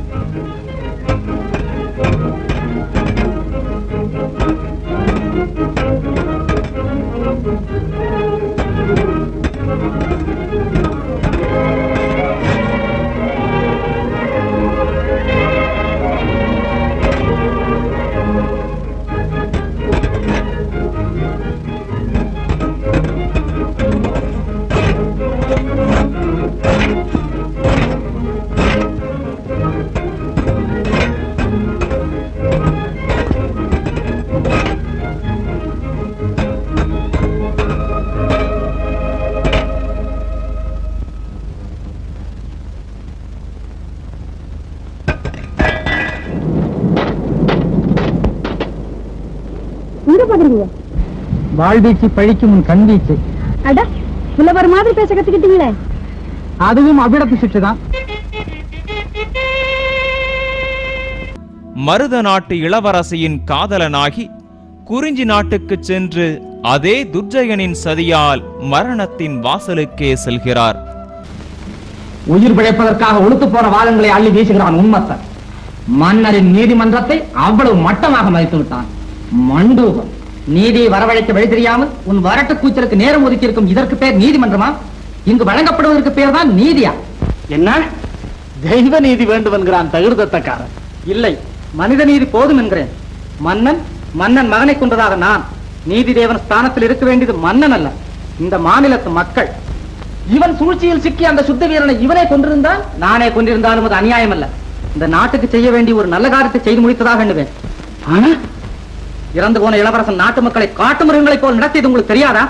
இது அவன் ராஜ்யம், ஆண்டவனின் ராஜ்யமா இருக்கட்டுமே. அநீதி இதற்கு எந்த பிரஜைக்கும் உரிமை உண்டு. எத்தனை இளம் பெண்களின் கற்புங்கள் இளவரசன் லீலா வினோதங்களுக்காக பலி கொடுக்கப்பட்டிருக்கிறது. ஏனென்று கேட்ட எத்தனை ஏழை மக்களை ரத்தத்தை மிதக்க விட்டு போராட்டி பிச்செடுத்திருக்கிறான் உங்கள் இளவரசன். அவனை விட்டு வைத்திருந்தால், அவன் பட்டத்துக்கு வந்திருந்தால், பெண்களின் கரங்களை செங்கோலாக்கிக் கொண்டு, அந்த புறத்தை சபாமண்டமாக்கிக் கொண்டு, சரச சல்லாபங்களை சட்ட புத்தகமாக்கிக் கொண்டு, பிரதிமன்மத நடனம் அல்லவா நடத்தியிருப்பான். நல்ல ஆட்சியா நடைபெறும் இந்த நாட்டில் நாட்டு மக்கள் செய்த பாக்கியம் ரௌத்ரன் படுகொலை செய்யப்பட்டான். இவனை கொண்டு வாங்கள். இன்றைக்கே பலிபீடத்தில் இவன் தலை உழட்டும். பட்டத்து இளவரசரை கொண்ட இந்த பாவியின் பச்சை ரத்தம் பலிபீடத்தில் நினைக்கட்டும்.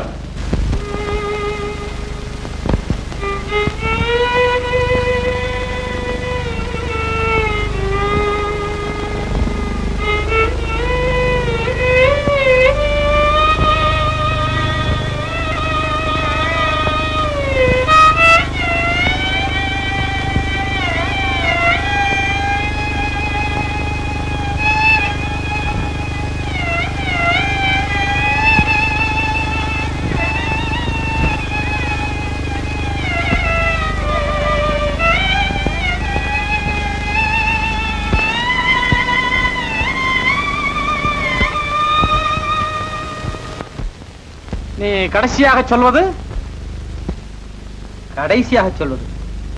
யாரிடத்தில் சொல்வது? என் உயிரை குடிக்க துடித்து நிற்கும் சாவிடத்தில் சொல்வதா? என் கழுத்தை நிற்க காத்திருக்கும் இந்த கத்தியிடத்தில் சொல்வதா? அல்லது வழிந்தோடும் என் ரத்தத்தை கண்டு ரசிக்க வந்து நிற்கும் உன்னிடத்தில் சொல்வதா? யாரிடத்தில் சொன்னாலும் சரி, யார் கேட்டாலும் சரி, என் இதய துடிப்புகள் கடைசி நேரத்திலாவது ஆவேசமாக துடித்து ஓயட்டும். என் கண்களிலே ஒருமுறை கனல் வீசி பிறகு அணைந்து போகட்டும். என் ரத்த ஓட்டம் சூடேறி கொதித்து பிறகு ஜில்லிட்டு போகட்டும். என் கொடுமை தாண்டவம் ஆடும் குறிஞ்சி நாடே, நீ என்னை கொள்வதோடு என் ரத்தத்தை உறிஞ்சி கொழுப்பதோடு நிற்கக்கூடாதா? ராணியின் வாழ்வையுமா வாட்ட வேண்டும்? என் ஆசை காதலை என்னிடமிருந்து பிரித்து என்னை பெற்றெடுத்த தாயாரை பாதாள சிறையில் பூட்டி என் நெஞ்சை செதல் செதலாக பிளக்கிறாயே, பரவசப்படுகிறாயே. பரிதாபம், ஈகை, இரக்கம் எள்ளளவும் இல்லையா உனக்கு? என்னை காதலித்தாள், எனக்கு வாழ்வளித்தாள். மாநிலம் சாய்ந்தாலும் என்னை மறவேன் என்றாள். பூக்காட்டை புறங்காணும் பூங்குழலாள் எங்கேயோ போய்விட்டாள். சாக்காட்டின் அடிவாரத்திலும் அவளை சந்திக்க முடியாத பாவியாகிவிட்டேன். அறிவு வந்த பருவம் முதல் என்னை பெற்ற அம்மா அப்பா யார் யார் என்று ஏங்கி தவித்தேன். ஆசை ஒளி வீசும் கண்களோடு மகனே என்று அழைத்த என் அன்னையின் அன்பு முகத்தை கூட நான் சரியாக பார்க்கவில்லை. அவ்வளவு அவசரமாக நான் சாக வேண்டுமா? போதும் நோப்பாரி, நடக்கட்டும்.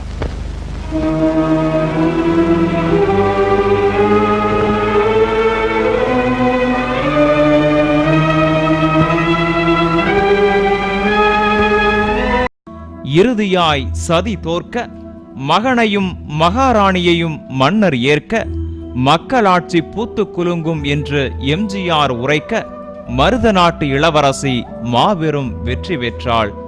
இளவரசர் வளமலையும் குறிஞ்சி நாட்டு பெருமக்கள் வணக்கம். இம்மாநிலத்து மன்னன் அல்ல நான், மக்களின் தலைவன், மக்களின் தொண்டன். குறிஞ்சி நாட்டில் முடியாட்சி முடிவுற்றது. முடியாட்சி இனி பூத்து குலுங்கும், புதுவாழ்வு மலரும், புதுக்கருத்து வளரும். எல்லோரும் ஓர் குலம், எல்லோரும் ஓரினம், எல்லோரும் இந்நாட்டு மன்னர். திரையுலகத்தை திகைக்க வைத்த இந்த வெற்றியை தொடர்ந்து மாடர்ன் தியேட்டர்ஸ் மந்திரி குமாரி படத்தை தொடங்கியது.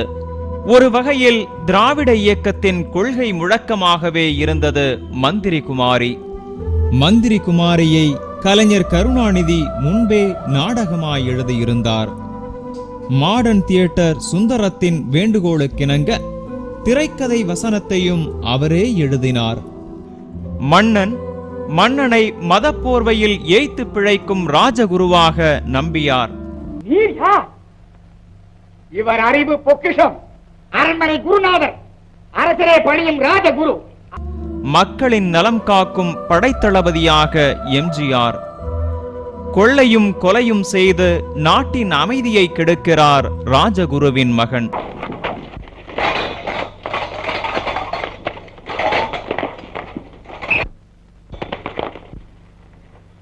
வீரர்களே, சிங்கங்கள் உலவும் காட்டிலே சிறுநரிகள் திரிவது போல இன்று நமது நாட்டை சுற்றி அடைகிறது ஒரு சோதாக்கும். எண்ணிக்கையிலே குறைந்த அந்த இதயமற்ற கூட்டம் வஞ்சகத்தால் வாழ்கிறது. நிரபராதிகளின் சொத்துக்களை சொந்தமாக்கிக் கொள்கிறது. அநாதிகளின் ரத்தத்தை அள்ளி குடிக்கிறது. நாட்டிலே ஆட்சி நடக்கிறதா என்ற கேள்வி கிளம்புகிற அளவுக்கு அவர்களின் அட்டகாசம். இனி பொறுமை இல்லை. அந்த கொள்ளை கூட்டத்தை விட்டு வைப்பதாக உத்தேசம் இல்லை. கொதித்து கிளம்புங்கள். அவர்கள் சிலர், நாம் பலர். அவர்கள் சூழ்ச்சிக்காரர்கள், நாம் சூரர்கள். நீங்கள் ஒவ்வொருவரும் 10 பேருடன் கிளம்புங்கள். அந்த பாவிகளை காடுகளில் தேடுங்கள், மரங்களில் பாருங்கள், குகைகளில் நுழையுங்கள். கல்வர் சிக்கினால் காலதாமத வேண்டாம். கைகால்களை வெட்டி எறியுங்கள். முதுகெலும்பை நொறுக்குங்கள், அந்த மூர்க்கர்களை முண்டகளை பொடி செய்யுங்கள். சிங்க தமிழர்களே, சீறி எழுங்கள்.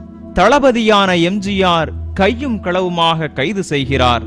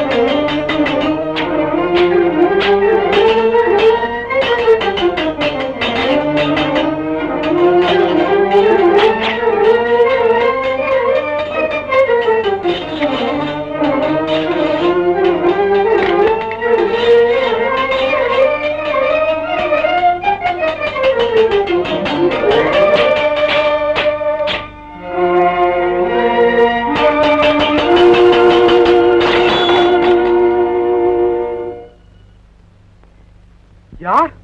நீயா? ஊருக்கு உபதேசம் செய்யும் ராஜகுருவின் மகனா?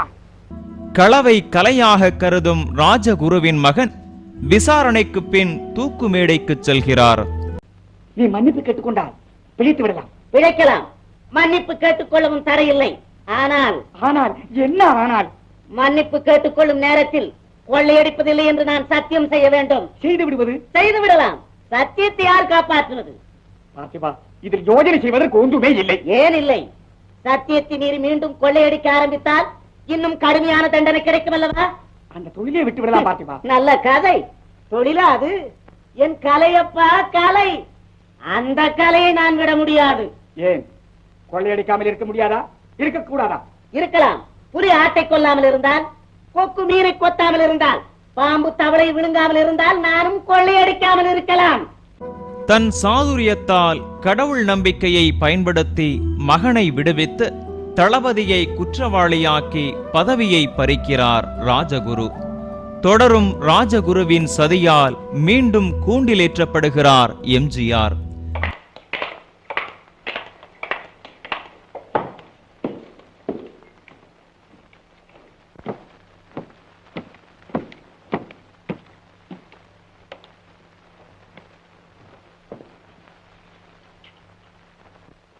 அவையோர்களே, இன்றைக்கு ஒரு முக்கியமான தினம்.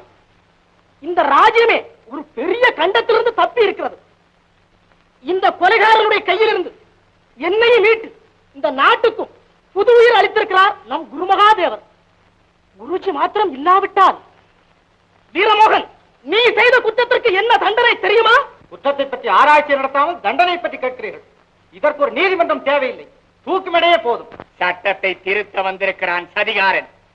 உண்ட வீட்டுக்கு ரெண்டகம் நினைக்கும் துரோகி, நன்றி கட்ட. போதும். உன் அர்ச்சனைகளை கேட்டுக்கொண்டிருக்க நான் கல்லால் எடுத்த சிலை அல்ல. ஹே ராஜன், நீர் கண்ணுக்கு நேராக கண்டிருக்கிறேன். தேச பிரஷ்டம் செய்யப்பட்டவன் பாதி ராத்திரியிலே மன்னனின் படுக்கை அறைக்கு வர வேண்டிய அவசியம், நீ வர வேண்டிய அவசியம் நிறைய இருக்கிறது. நீ கட்டாரியும் கையுமாக அரண்மனையில் நுழைந்த நேரத்தில் பராசக்தி என் கனவிலே வந்தாள். மன்னன் மாள போகிறான், ஓடி போய் காப்பாற்றி என்று கட்டளையிட்டான். இப்போது தெரிகிறதா நான் வந்த அவசியம்?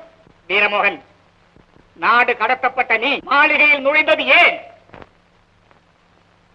இந்த மௌனம் தான் நம் விசாரணையின் முடிவு. இதற்கு உன் பதில்? ஜீவரேகாவை தேடிக்கொண்டு வந்தேன். என்ன துணிச்சல்? காணாமற் போன ராஜகுமாரியை தேடிக்கொண்டு மாளிகைக்கு வந்தானா? மாளிகையில் மன்னன் படுக்கை அறையில் நுழைந்தானா? நொண்டி சமாதானங்கள் முட்டாள் கூட நம்ப மாட்டான். நான் நம்புகிறேன். இவர் என்ன கொல்லத்தான் வந்திருக்கிறான். என் கண்ணாலே இந்த காதகனை கண்டேன். இவருக்கு மரண தண்டனை விதித்து விட்டேன்.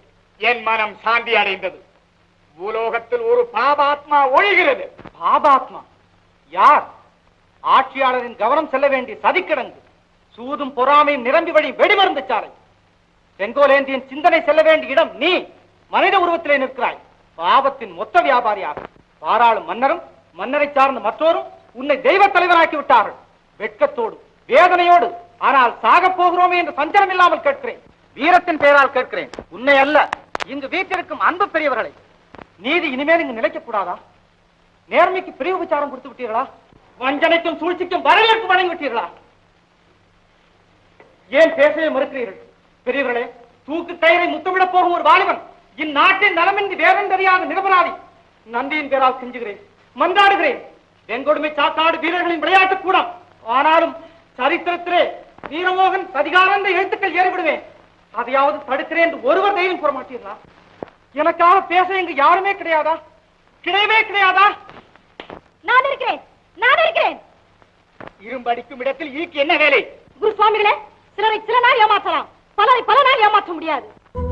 இறுதியாய் ராஜகுருவின் முகமூடி கிழிந்து உண்மை உலகிற்கு வெட்ட வெளிச்சமாகி சுபமாய் முடிந்த மந்திரி குமாரி ஏறத்தாழ பெரியாரின் கொள்கை முழக்கமாகவே இருந்தது. இருந்தும் மந்திரி குமாரியும் வெற்றியின் முகட்டை தொட்டாள். திராவிட இயக்க கருத்துக்களை வசனமாக பேசி நடித்தாலும் அப்போதும் எம்ஜிஆர் காங்கிரஸ்காரராகவே இருந்தார். காங்கிரசுக்கும் திராவிட இயக்கத்திற்கும் கருத்து மோதல் நடந்து கொண்டிருந்த காலம் அது. கருணாநிதியின் வசனத்தை எம்ஜிஆர் எப்படி பேசலாம் என்ற முணுமுணுப்புகள் எழத் தொடங்கியது.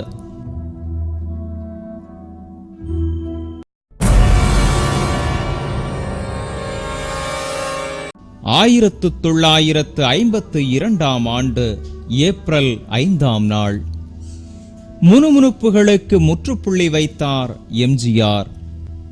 மணப்பாறை வசந்தகலா மன்றத்தின் நாடக தொடக்க விழா. எம்ஜிஆர் முன்னிலை வகிக்க நாடகத்தை தொடங்கி வைத்து உரையாற்றத் தொடங்கினார் திரு மு. கருணாநிதி. அன்பு 3 எழுத்து என்று தொடங்கி அடுக்கடுக்காய் சொற்களை விதைத்து வெற்றி 3 எழுத்து, வெற்றிக்கு இட்டுச் செல்லும் அண்ணா 3 எழுத்து, அதைப்போல 3 எழுத்துக்காரரான எம்ஜிஆருக்கு புரட்சி நடிகர் என்ற பட்டத்தை வழங்குகிறேன் என்றார் அவர். அந்த 3 எழுத்தில் என் மூச்சிருக்கும், அது முடிந்த பின்னாலும் பேச்சிருக்கும். உள்ளம் என்றொரு ஊர் இருக்கும், அந்த ஊருக்குள் எனக்கு ஒரு பேர் இருக்கும்.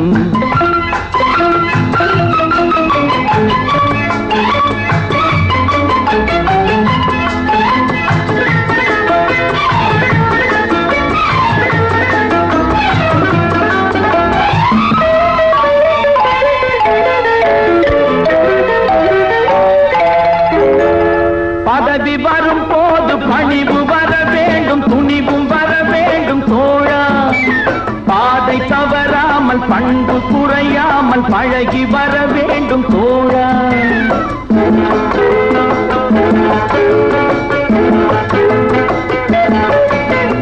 பதவி வரும் போது பணிவு வர வேண்டும், துணிவும் வர வேண்டும் தோழா.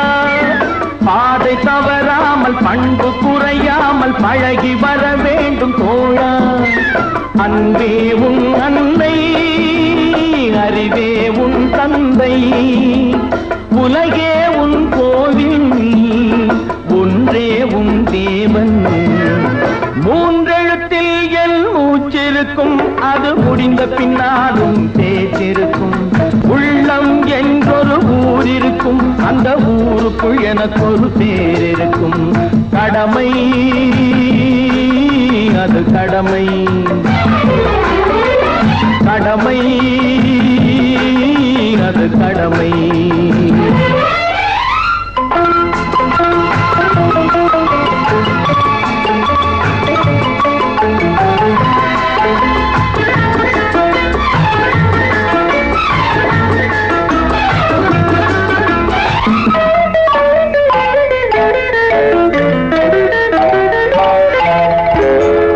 வாழை மலர் போல பூமி முகம் பார்க்கும் கோழை குணம் மாற்று தோழா.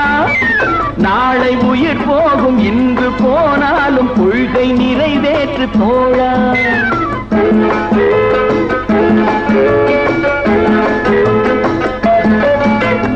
வாழை மலர் போல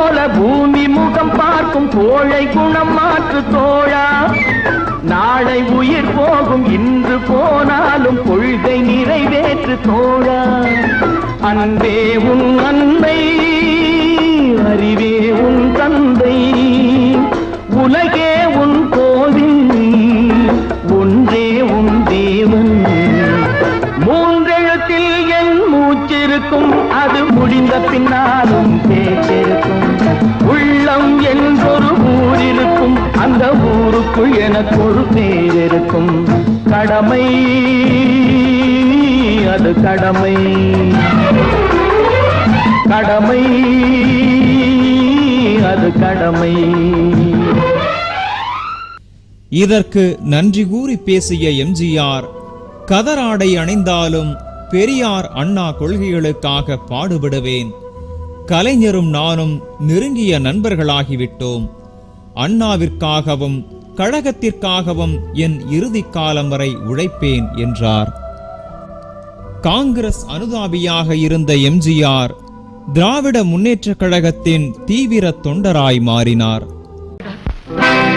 நான் உங்கள் வீட்டு பிள்ளை,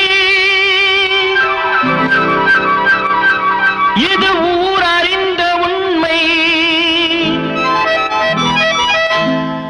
நான் உங்கள் வீட்டு பிள்ளை, இது ஊர் அறிந்த உண்மை.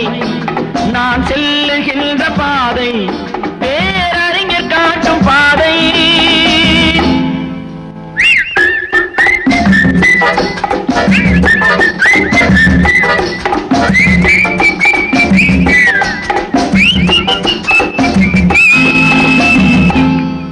நான் உங்கள் வீட்டு பிள்ளை, இது ஊரறிந்த உண்மை. நான் செல்லுகின்ற பாதை பேரறிஞர் காட்டும் பாதை.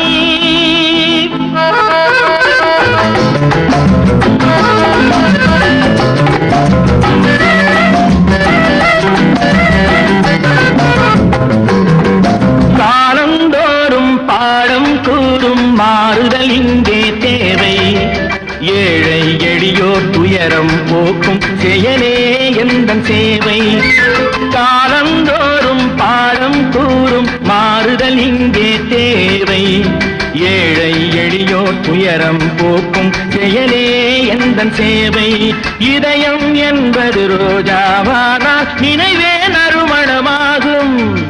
இதயம் என்பது ரோஜாவானால் நினைவே நறுமணமாகும். எங்கே இதயம் அங்கே வாழும் அன்பே என்னை ஆளும்.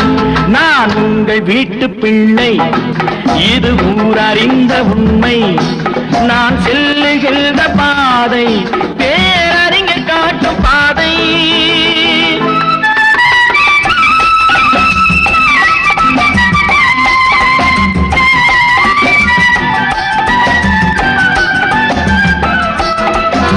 கோவில் என்றால் கோபுரம் காட்டும் தெய்வம் உண்டு அங்கே. உள்ளம் என்றால் உயர்ந்து காட்டும் எண்ணம் வேண்டும் இங்கே. என்றால் கோபுரம் காட்டும் தெய்வம் உண்டு அங்கே. உள்ளம் என்றால் உயர்ந்து காட்டும் எண்ணம் வேண்டும் இங்கே.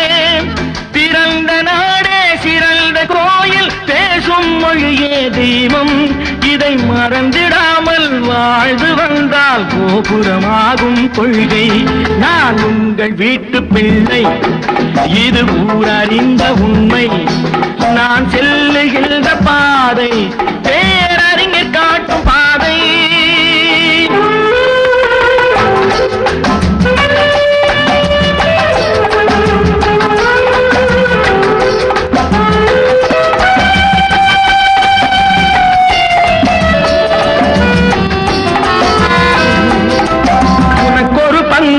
எனக்கொரு பங்கும் உலகில் நிச்சயம் உண்டு. ஒவ்வொரு மனிதன் உழைப்பினாலும் உலகம் செழிப்பதுண்டு. எது வந்தாலும் ஏற்றுக்கொண்டால் துணிவே துணையாய் மாறும். இளையோர் கூட்டம் தலைமை தாங்கும் பூமியே புதிய பூமி. இளையோர் கூட்டம் தலைமை தாங்கும் பூமியே புதிய பூமி. நான் உங்கள் வீட்டு பிள்ளை, இது ஊரறிந்த உண்மை. நான் செல்லுகின்ற பாதை பேரறிஞர் காட்டும் பாதை. நாடக கலைஞனாய் தொடங்கி திரைப்பட கதாநாயகனாய் வளர்ந்த எம்ஜிஆரின் கலை வாழ்க்கையின் அடுத்த கட்டம் அரசியலாய் தொடங்கியது.